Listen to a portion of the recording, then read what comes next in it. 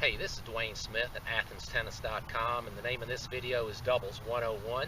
Today we're going to talk about the 4 opening positions in doubles and what your responsibilities and jobs and strategies and options are.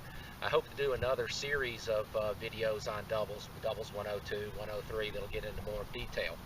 Right now we want to talk about the serving position. I have the server set up here.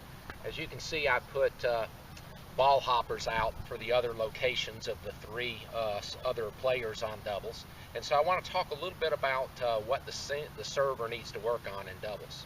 The first thing is the first serve needs to get in. Now I know that's sometimes easier said than done, but it's very, very important in doubles that first serve be in.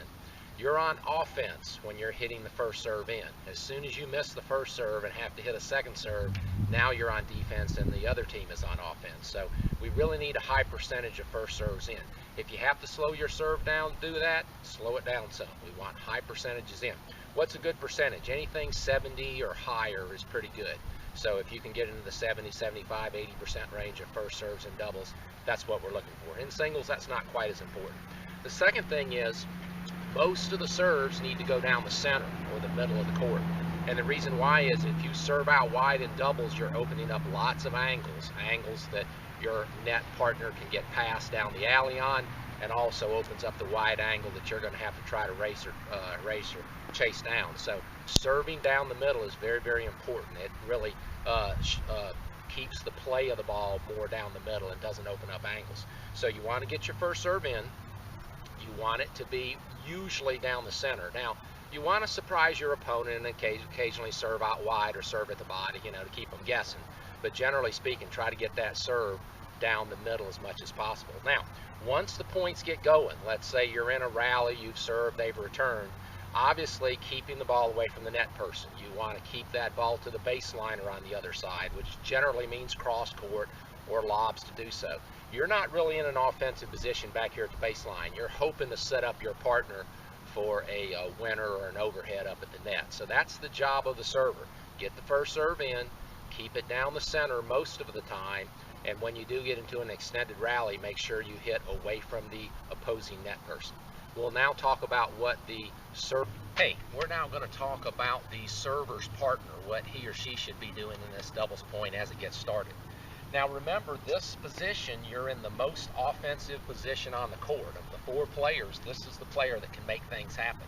So we want to start off in this position here, fairly close to the net. Your server hopefully is hitting his or her first serve in, and hopefully down the center of the court. When they hit it down the center, that gives you room to kind of drift towards the center, because the chances of getting passed down the alley are pretty small.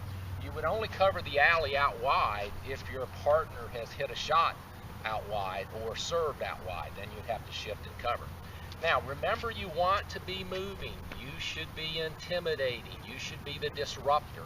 So you should be in constant motion. As the serve's getting hit, you're moving forward. You're either moving to one side or the other. You might be poaching. You might be faking a poaching. You might be covering the alley, but constant movement going on here. You want to keep those people over there worried. You want them to keep their eyes on you, right? And so don't overplay the alley. Play the center more if you can. You want to try to hit some winners because you're in a great position. Now, if that ball gets by you and it goes deep to your partner, notice I have 2 spots here on the court, right? And of course, when you're in the offensive position, which means the ball's deep on their side, you want to be closer to the net so you can pick off and poach on some volleys. But when the ball gets by you and it's now deep on your side, you're going to have to shift back and play defense, right? So we've got sort of 2 spots on the court. This is my offensive spot when the ball is deep on their side and I'm looking to pick off an easy volley or an overhead or whatever. But when the ball is deep on my side, I'm going to have to come back to the red spot here and play defense, right? And we'll talk about the other 2 positions in just a minute. Now we're looking at options for the return of serve. We've talked about what the server and the server's net partner, what their jobs and responsibilities are. What is the returner's responsibility? Well, and I know this is easier said than done. The first thing is you've got to get the ball in play. You know how bad you feel when you double fault? You're giving a free point away. Well, the same thing applies if you can't return the serve. If you can't return the serve, again, you're essentially giving a free point away. So get that serve back in play no matter what. Make them hit the ball, right? you obviously want to steer it away from the net person. So your options for the most part are to go cross court. Now, whether you go cross court in deep or cross court in short depends. If the opponent serving is not coming to the net, some people serve and volley, some people don't. If they're staying back, then you want to hit that ball deep, okay? If they're moving forward, serving and volleying, or trying to take the net on you, you don't want to hit the ball deep and high. That gives them an easier volley. You want to go at their feet, so you want to hit a low, short ball and make them hit a tough volley.